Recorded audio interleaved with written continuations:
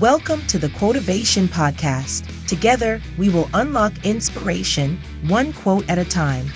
Your host is America's leading emerging speaker. He is a former semifinalist in the World Championship of Public Speaking and is an expert motivator. Please welcome JODY Powell. Hey there, and welcome to the Quotivation Podcast. I'm JODY Powell, your navigator through the boundless world of inspirational quotes. Each week, a special guest and I will embark on an electrifying journey as we dissect, discuss, and decode those powerhouse quotes that light up our souls and set our ambitions ablaze. So buckle up, folks. This isn't your average podcast. This is the Quotivation Podcast, where every episode is a journey. So follow, subscribe, set a reminder, and tell your grandma to stay tuned. And get ready to unlock inspiration, one life-changing quote at a time.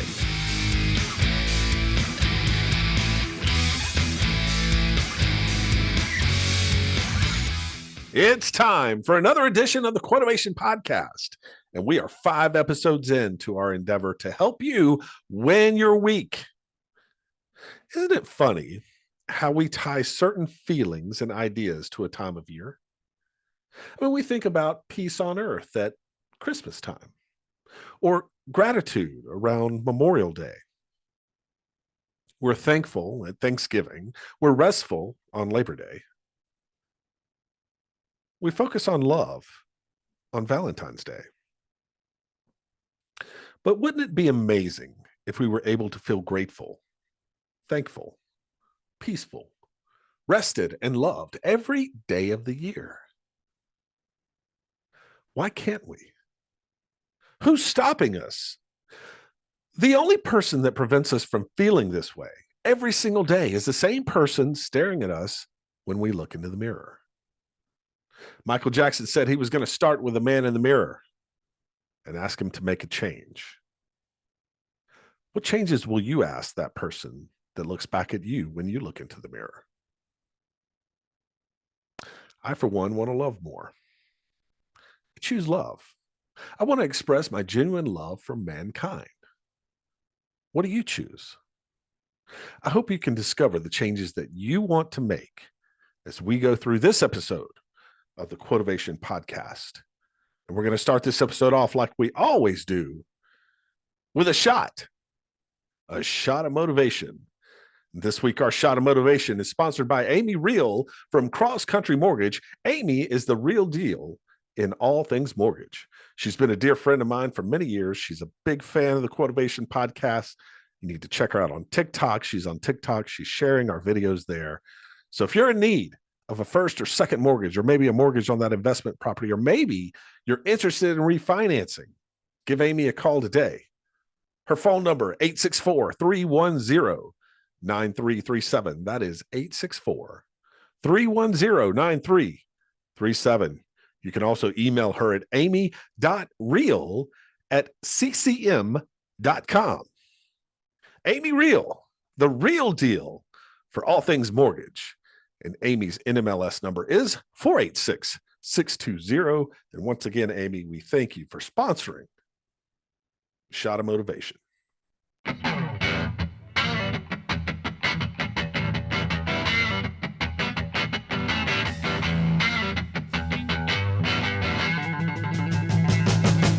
It's time for a shot of motivation, where the vibe's like taking a shot, but the high is pure inspiration. This is a quick, powerful boost of motivation to fire up your spirit. Get ready for a rapid infusion of uplifting stories, impactful quotes, and game-changing ideas. It's the swift, potent dose you need to amp up your game and win your week. It's a shot of motivation.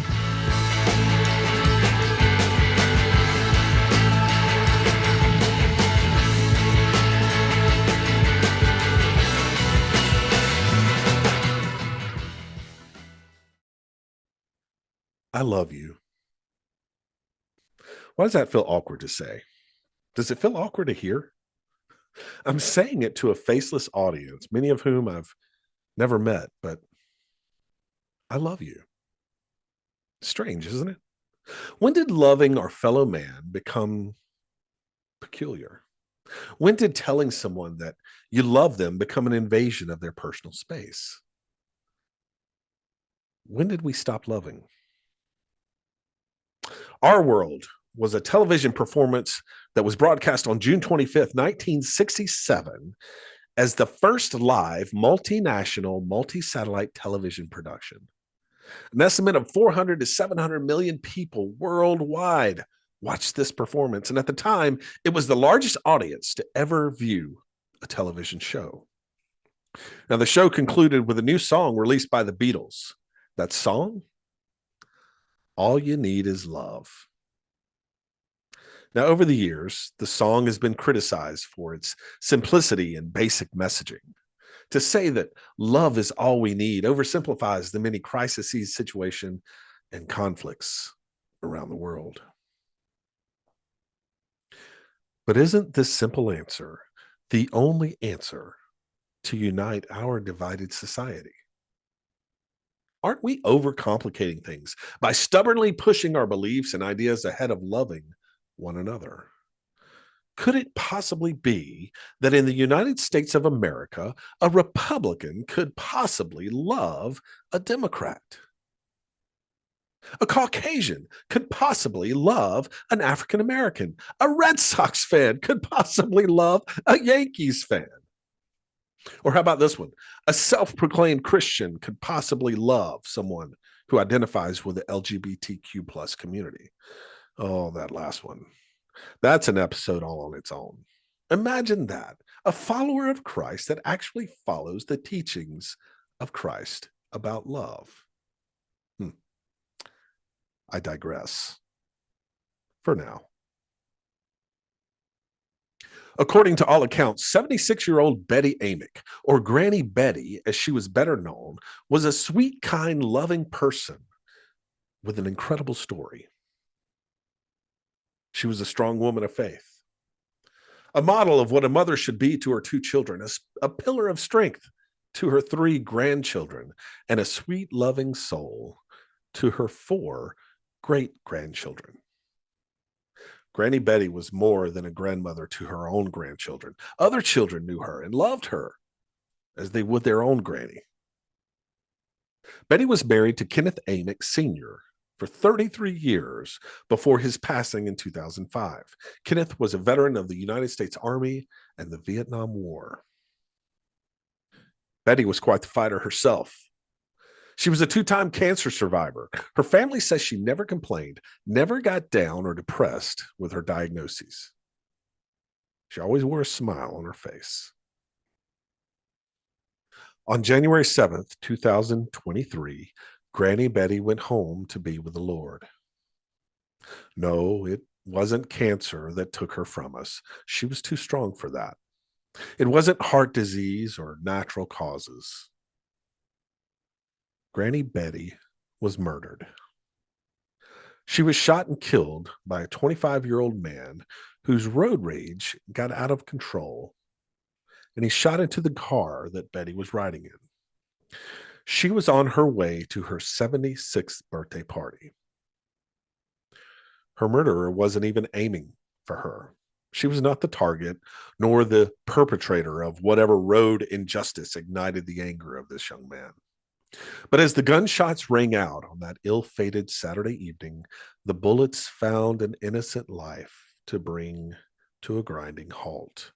The life of Granny Betty. Now, questions surround the circumstances of the shooting. The defense argues that the alleged murderer was defending himself after seeing someone in Granny Betty's car pull a weapon. But the circumstances of the shooting are irrelevant. You see, Betty Amick is still dead. What drives people to respond in such anger? What is it about being cut off in traffic or a driver ahead of us driving slow in the fast lane that sets us off? Here's a woman who has seen tragic world events like Vietnam and Desert Storm and 9/11 and most recently COVID. She had survived the Big C twice. And because of 1 or 2 people's short temper, their incapacity to grant grace and love to a fellow human being, Granny Betty is no longer here with us. Betty Amick's story is not uncommon. According to Safe Motorists, 218 murderers can be attributed to a road rage incident over the last 7 years. That is one person every 12 days. How many places do you go in your car in 2 weeks' time? 218 families lose a loved one. 218 more families are faced with a harsh reality that their loved one chose violence and ruined their life in an effort to right the wrong of the injustices of the roadways. Well, pardon me if I don't think that someone going 25 in a 35 zone is grounds for spending the rest of my life in prison. Instead of loving each other, despite our flaws, we hate each other because of them. The anger, the divisiveness, the hate speech, it's a rampant epidemic in our society. So how do we conquer this? How do we move beyond the hate and the divisiveness? We're not all going to agree on those polarizing topics that separate us. We all have flaws, so we're going to do something inevitably to annoy someone else. So how can we move beyond that annoyance? How do we bridge those gaps? How do we bring those of different mindsets, ideas, and beliefs together? All you need is love. All you need is love. All you need is love, love. Love is all you need. Such a simple answer. And that is your shot of motivation for the week. Go out and love someone today. You know who I love? I love you, Amy Real, the real deal in all things mortgage, for sponsoring this week's Shot of Motivation. This has been a shot of motivation from America's leading emerging speaker, JODY Powell. We hope it helps you win your week.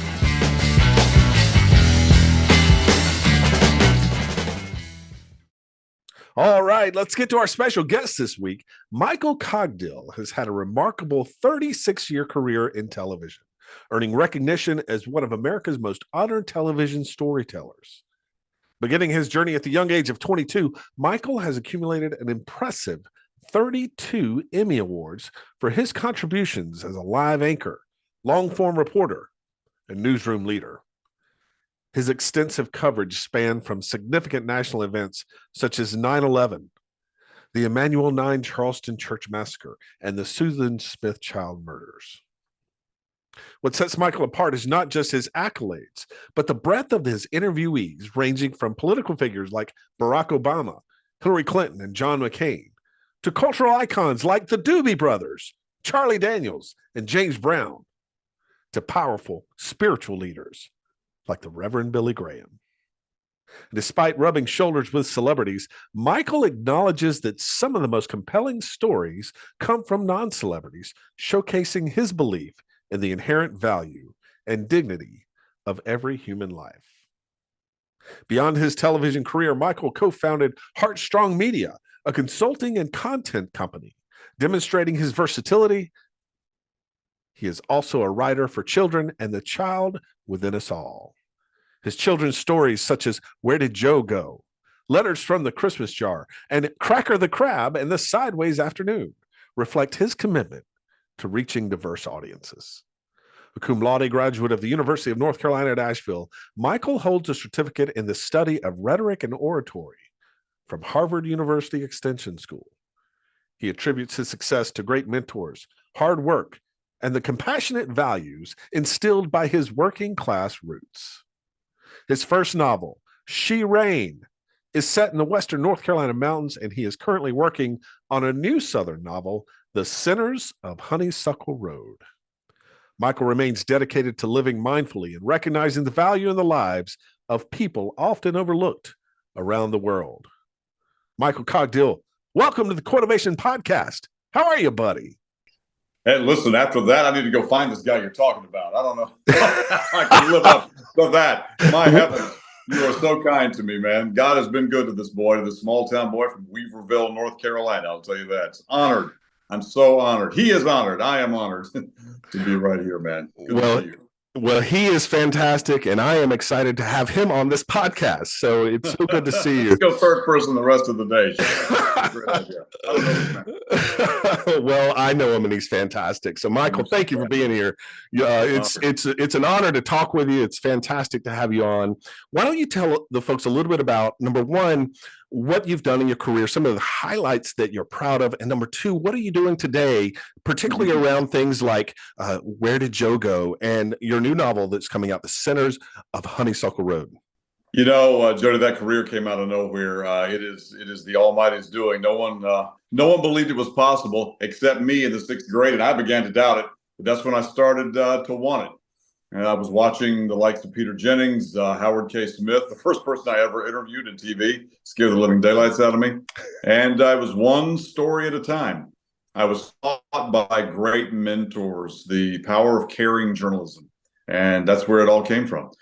The stories that crossed, that period of time, some of the greatest heroes I interviewed are people you've never heard of, but we put them on television. People like a little man who was on Omaha Beach during D-Day as a medic, and every boy he touched that day, every single one of those boys died on him. Mr. George Campbell, I love to talk about him in speeches. George Campbell was never president, never vice president, never in the Congress. He was never a movie star, never a track star, a music star, but he was a hero. And here's the important thing. This is one of the things that drives me. This is a man who felt like a failure. He felt like he felt like he had let those boys down. It's Mr. Campbell. With all due respect, sir, thanks to your valor, not one of those boys, not one of them died alone. Thanks to you. You were the last human being on earth they saw. Good for you, sir. And he is, of course, in his grave now as we salute those World War II vets. But that's the kind of reporting, it's the kind of storytelling that the career is built on. So it's really not my career, it's theirs. It is that foundation. That's where the credit belongs.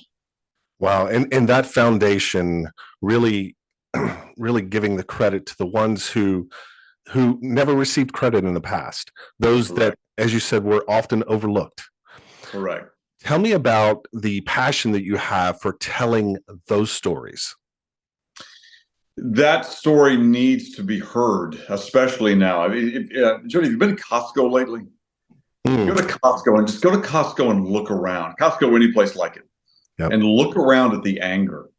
Look around at the loneliness. Look around at the despair. I see it everywhere in this country. And it breaks my heart.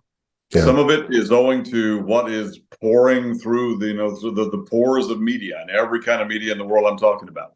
It's all gloom, despair, murder, whether it literal or figurative. You look at identity politics today. There's no loving your opponent but opposing his views or her views. He has to be or she has to be annihilated. There has to be a stake driven through the heart. We've got to stop. We've got to stop and realize that we share this big ball hurtling through the abyss together. And hate is not going to get us anywhere but more hate. Love is what changes the world. And that sounds, there are people who will say, oh, yada, yada, yada, yada. You're just a children's writer talking about love. Aren't you sweet? There's nothing sweet about it. Well, what happened on Omaha Beach for Mr. Campbell and those boys, that's love.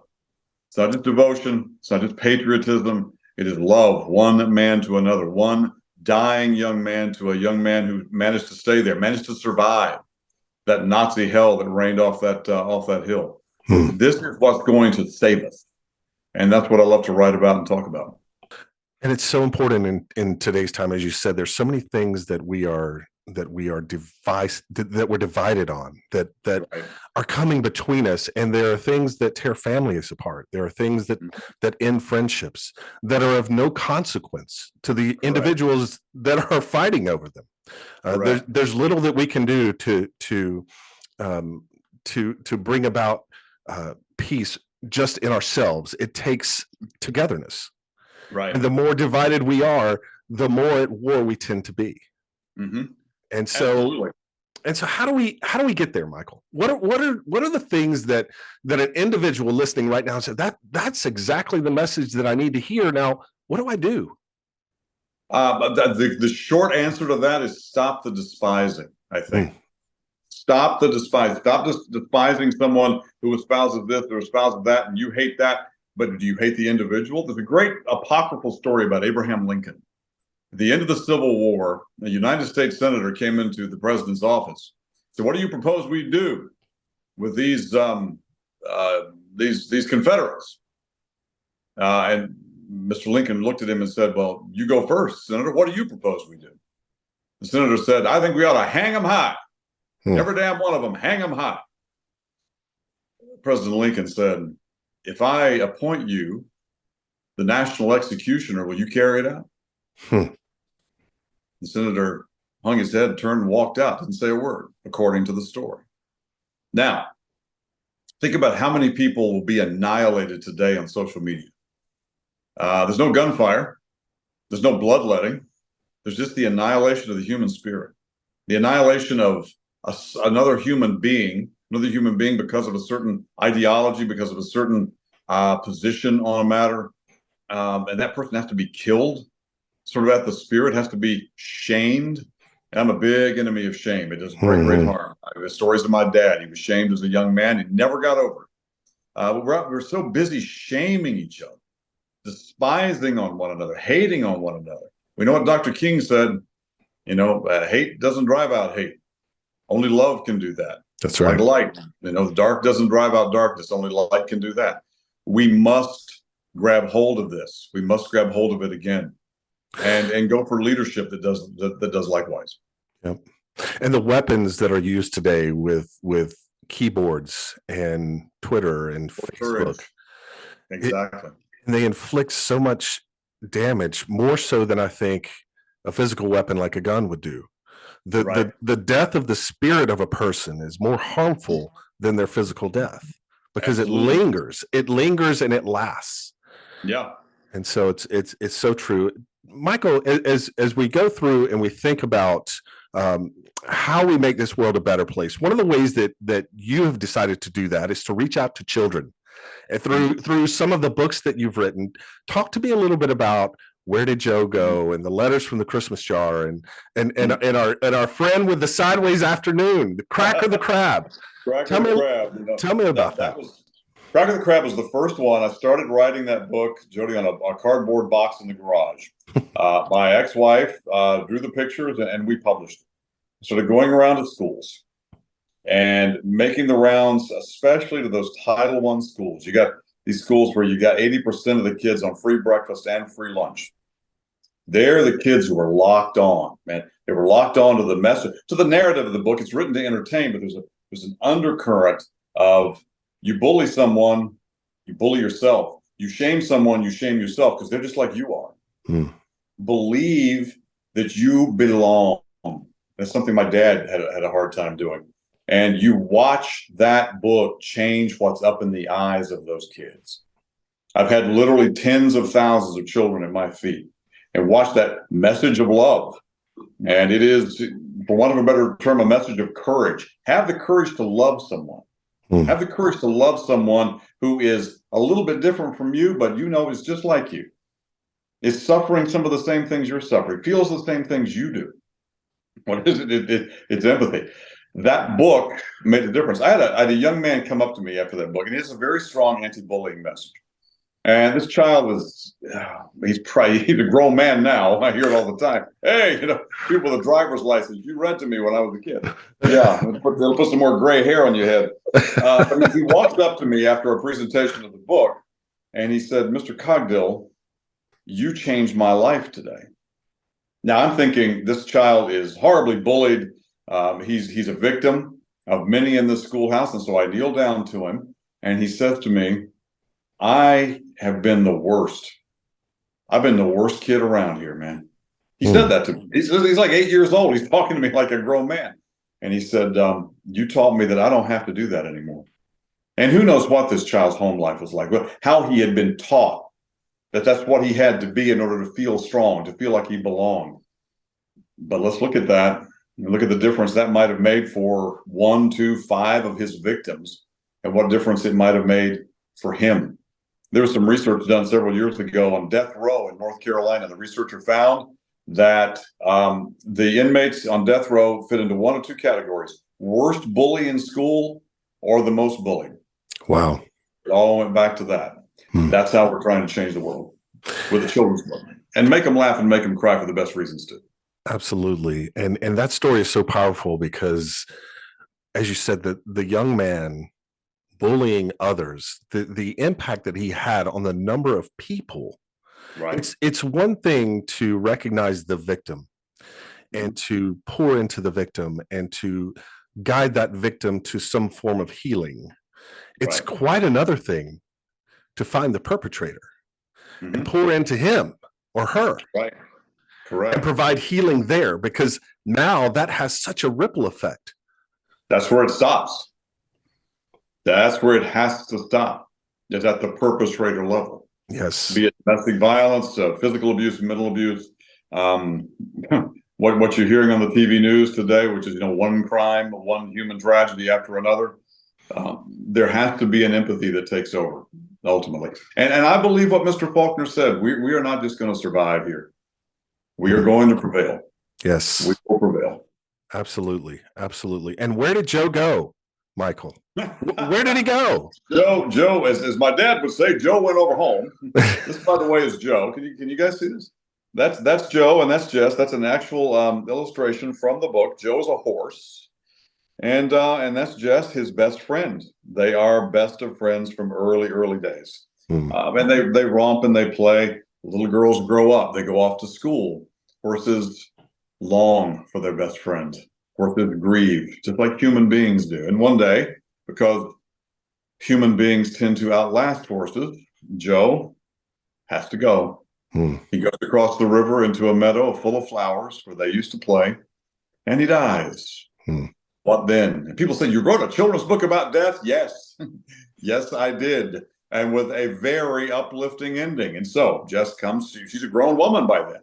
She comes running home. She runs home to her Nana.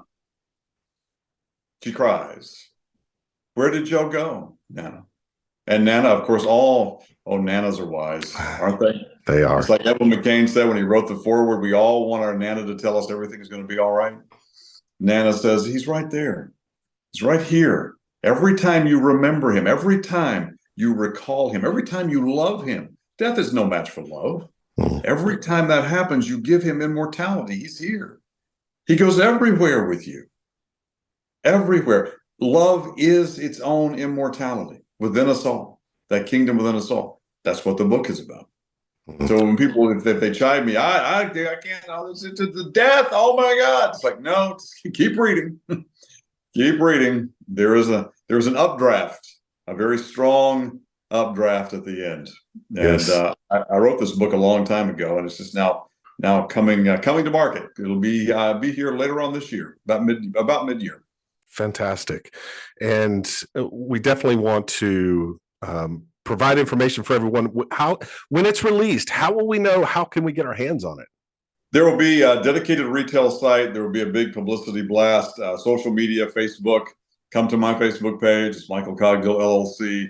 There will be one dedicated to Where Did Joe Go? It'll be all out there. So you'll see some publicity on it. But the book's title is Where Did Joe Go? And this book is 5% me and 95% the illustrator.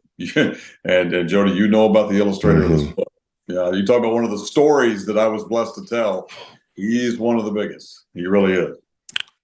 Tell us about that. Tell us about the way that came together. What a powerful story and collaboration. So you look at this. Now this is Jeff from the book, and doesn't that remind you of a very famous artist? Especially think about Marc Chagall. This very Marc Chagall. The illustrator of this book is a young man, still a young man, named George Pachepsov. He's Ukrainian. George Pachepsov, when I met him several years ago, he was being compared to Picasso and Marc Chagall all over the world. He was really praised as one of, if not the most famous, most gifted modern artist in the world. What made it interesting is George Pachepsov at that time was 11 years old. Wow. And doing this and so much more. Now, he was about 28 when he did that. But to ratchet back to where we were, one of my great photography friends, John Hendon at WFF4, and I did a piece on George Pachepsov. It goes off, it wins an Emmy. I take no credit for that. It's John Hendon, and it's the power of George Pachepsov. George Pachepsov is a true out of this world prodigy. I mean, you just this doesn't happen in ways that we as mortals can conceive it. The first thing he ever drew, he was around 18 months old. He'd seen two women having a conversation out the window. He's sitting in his high chair. He cannot talk. He's in a high chair. He draws a picture of these two women talking. His mother, who's taking care of his dying father at the time, comes and she looks at that. It's an 8.5 by 11 sheet of paper drawn with Crayola markers. And she literally thought somebody, Jody, had gotten in the house. Couldn't believe it. Wow. That little drawing eventually got into the hands of an art dealer because it was phenomenal. It looked like Marc Chagall had done it. The art dealer sold it for $10,000. Wow. So fast forward, George, they call him Georgie, his mom still does. He now hangs in Oprah's house, Colin Powell, Celine Dion, Michael Jordan, on and on and on and on. He's doing commission work when he's 8 and 10 years old for, hundreds of thousands of dollars. So his mother realizes this is the first refrigerator art my child ever did. I want it back. It cost her $40,000 to get it back. Wow. And it's hanging in her house in Wrightsville Beach, North Carolina, right now. That is George Pachepsov. He's now a Harvard grad, handsome, brilliant. He's that guy you want your daughter to marry. That's the guy right there. He works for Apollo. And I asked him, it still boggles my mind. I asked him when we were sealing the deal on this. I asked him to do it, and he said yes. He loved the story, and he said yes. I said, what was your emphasis? You don't have a major at Harvard. You have an emphasis. What was your emphasis at Harvard? He looks down. He's a very humble young man. He doesn't want to look at me.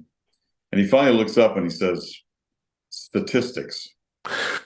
Wow. I said, you mean to tell me, as I sit here wondering, how I'm going to find my way back to the airport, you have both sides of your brain are that big? Yeah. Yeah. Yes, they are. Yes, they are. And I would like to borrow something, especially on the mathematics side. You think you might, like hold your hand over my head and make me good at math? But that's George Pachepsov. And so he'll be out there. He was on Today, Good Morning America, CBS Sunday Morning. And so we expect that he will do those shows again, thanks to the publicist. And if they want me on there, I will sit quietly and listen to it. Well, I think you can give him a run for his money when it comes to speaking and sharing knowledge. And it's okay. So blessed to be in his company. Well, and it's wonderful to hear that Mom still calls him Georgie, because moms are. That's it. That's how it goes. Yeah, he's gonna kill me for that. I don't care. Moms are amazing, and moms are. I had one. You had one. Yes, you did. Yes. Tell us about. She died in this room that I'm in right now. Wow. And lived in the rooms of so many hearts. When I was on the air, Jody, I could put some of the wisdom of my mom, put a picture of my mom, and the comments would go like that. I mean, it was just crazy. Everybody loved my mother. Everybody loved Miss Polly. As Emerson said, men are what their mothers make them. And gee, I hope so. I hope I am the makings of my mother, because she was extraordinary. She truly was a lady of tremendous courage out of the Depression, stuck through my father's alcoholism. We saw him to a sobriety, and the most beautiful man you'd ever want to meet. A lady who learned from her codependency, who forgave and forgave and forgave. And you know what, Jody? I am so blessed. I managed to marry a woman that good. And I don't know how I got here, but I did. In fact, here she is now. There she is. This is my wonderful wife. This is Danette. We are newlyweds, and I cannot do this podcast without speaking of her and how we found each other. We had both given up. That's it. I'm out. I'm done. I'm not doing this anymore. I'm going to go. She put, I'm going to go live with the elephants in Africa, and she meant it. It's going to be my lovely wife, Danette Everhart, now Danette Cogdill, family nurse practitioner living with the elephants on the Serengeti Plain. She met us. And we might have met one another there because I was going somewhere. I'm out, I'm retired, I'm done. I'm not doing this dating thing anymore. This is terrible. And I began to pray. Lord, I am not my own. I am yours. That's it. The white flag is huge. I covered myself in the white flag. And there she was. It's amazing when we surrender to the Lord what he brings us in blessings. That's exactly what happened. That is exactly what happened. Yes. And she is a work of art in my life. I can't speak enough praise of her. And every man ought to have a wife like that. She is truly divine in every sense. Well, Michael, that's such a wonderful story. We could have a 9-hour podcast of stories from Michael Cogdill, and the world would listen.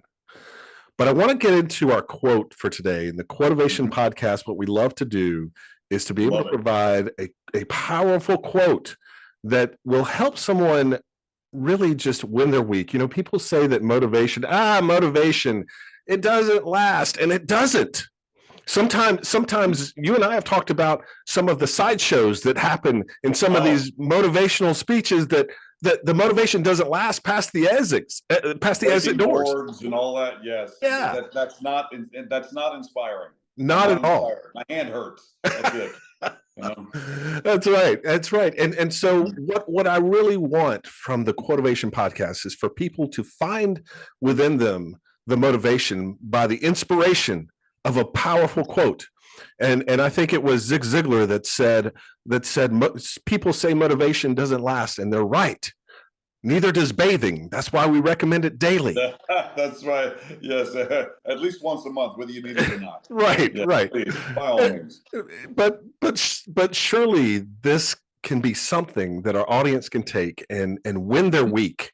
And that's what I want for folks. And so this quote that you have for us today from William Faulkner was from his Nobel Prize banquet speech. Tell us a little bit about this quote and what does it say to you? It says that prevailing is a choice that we must make. Hemingway said most men lead lives of quiet desperation. I'm seeing that out there. Sleepwalking through life. Can't watch the news anymore. I'm not willing to empathize with somebody else. I'm just going to keep my head down and keep moving. That's survival. That's barely breathing in and out. But Mr. Faulkner said when he picked up the Nobel Prize, I believe that humankind, will not merely survive, but mankind will prevail. Humankind will prevail. Now, what does that say to us? What does that call us to do? We are called to prevail. We are called to more than survival. We're called to more than the mundane. We are called to tap that extraordinary that's within everybody. It's there.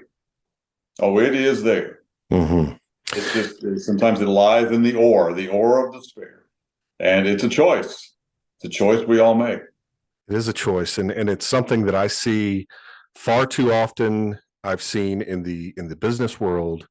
I've seen in family and friends who go through the routine of waking up every morning, going to a job they despise, and living for 5 o'clock on Friday.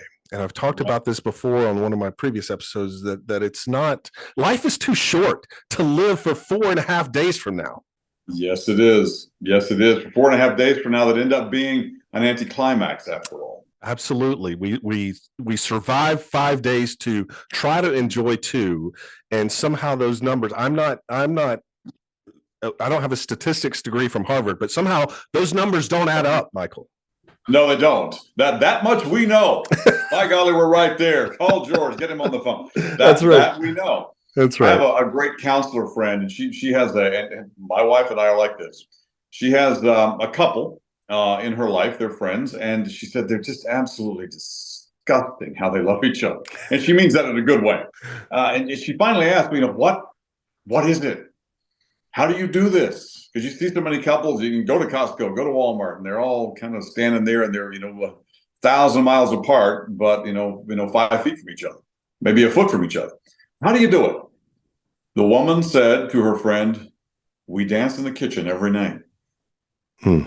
Sometimes we make love after, sometimes we don't, but we dance every night in the kitchen. He loves me, I love him. He tells me, I tell him. He shows me, I show him." Gentlemen out there, when is the last time you took your significant other, took that person by the face, looked into that set of eyes and said, "I love you. I love you"? And I don't want to hear it's like, "Well, she doesn't do that to me." No. You go first. Right. Try it. Valentine's Day is coming. You can go, buy chocolates, buy flowers, buy all kinds of stuff, buy a negligee, but it will not match that moment of pure, daring intimacy, daring love. Men can be such cowards when it comes to eros love. So true. We're so. I am not. I have to say, I'm taught by the best, taught by a wonderful woman. But we're so craven, and we wonder why we're so lonesome. Right. That's right. I wonder why. It's like, why am I not getting any? Well, have you kept company with yourself lately? Right. That's it. They just don't dare to love. Like, love your wife. Right. Love your girlfriend. And watch. And she might look at you and say, "What have you done with my boyfriend? Where is he? What have you done with him? What's happened here? I don't recognize you." And that'll be a great thing. Yeah. That will be a great thing. And think about how much courage it takes to do that. And so many guys will make a million excuses. "I'm not doing that. I ain't doing that. Turn the ball game on. I'm not doing that." So you're not doing that because you're afraid to. Right. You're not doing that because you're afraid to be vulnerable. You're afraid that she won't love you back. Stop being afraid. It's so true. So true. And I think some of the greatest advice I received 26 years ago when my wife and I were walking down the aisle. I remember it well. My father looked at me and he said, "Son, remember, marriage has nothing to do with you. It has everything to do with her." Right. And I tried to emulate that. Of course, I failed miserably many times. Correct. But every time we all do. But every time I fail, I come back around and we reconnect, and it becomes about her, and her marriage is about me. And that's the message. And we talked earlier about how do we fix this division? How do we fix this hatred? How do we fix these issues in the world? Because it's not about us. It can't be. It has to be about those around us. Harry Truman said it very well. It's remarkable what you can accomplish when you don't care who gets the credit. Oh, absolutely. That applies in government. That applies in every relationship we have. Responsibility is the thing we take. Credit is the thing we give. Yes. And I give my wife credit for pulling me out of the morass. I love her every single day. This goes to business relationships, professional relationships of every kind, and it goes to that person who's on the other side of the counter in a store someplace, and you can just feel the despair. You can feel this person is barely surviving. Well, you both might prevail with a little bit of untempered, unexpected love. Yes. How are you? Doing all right? And we're so afraid to do it. It's like the most common admonition in the Holy Bible, the Christian Bible, is do not be afraid. It appears in there 365 times. That's the thing. Stop being afraid. Let me ask you this question, Michael, as we wrap this up, as folks are listening and thinking about this quote, I believe that man will not merely endure, he will prevail. How can someone take that, apply it to what they're doing today, what they're doing in the moment, and when they're weak? What are the things they need to do to get out of this mindset of survival? Stop believing all the voices you hear. Stop believing it. Discern, curate carefully what comes into your mind, what goes down into your heart. And then stop the self-deprecation is a wonderful thing. Self-destruction, and it's rampant. So that That is despair. Yes. And there's so much of it out there. I see it in children. You get to about the 6th grade and the bullying that goes on, and it lasts into their lives. I've seen people bullied at work constantly. And of course, online. Turn from what does you harm toward where you can do some good, and dare to do it. Dare. I had a gentleman tell me one time in an interview, he said, I wake up sometimes. He had won the Folk Heritage Award. He was a singer. He said, sometimes I wake up and I'm feeling bad, but then I go out and I do something for somebody and I forget about myself and start feeling bad. It's a homespun, but true. You do something for somebody else, and that something could be simply a smile across a store, across a mall, across a parking lot. That encourages somebody. It's like the ultimate upshot of Shireen. Yes, you belong. You belong among us. More than belong, and we belong here together. That's why he has won 32 Emmys, ladies and gentlemen, for his amazing stories, his ability to tell those stories. Michael Cogdill, thank you so much for being on the Quotivation Podcast. This has truly, truly been a blessing for me. Jody, I am blessed and I'm honored, and I have been surrounded by greatness. All those Emmys, all those accolades, I'm like what Billy Graham said. His son said of him, he's like a turtle on a fence post. When you see a turtle on a fence post, you know it didn't get up there by itself. That's me. I've been surrounded by greatness, including this man right here, folks. Jody, thank you. And thank you, every listener out there. Thank you so much for spending a part of your life with us today. Well, I have no doubt that everyone listening to this episode enjoyed every second with you, Michael. Thank you again for being on the Quotivation Podcast. Hey, why don't you stick around for a little dessert? You know, the Golden Girls always solve their problems over cheesecake, so let Blanche go get the whipped cream out of her bedroom, and let's settle in to enjoy the last slice of cheesecake.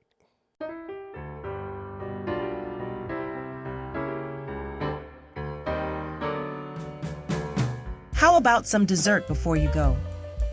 There isn't anything that can't be solved over a slice of cheesecake. So before we wrap things up, sit back, relax, and enjoy the last slice of cheesecake.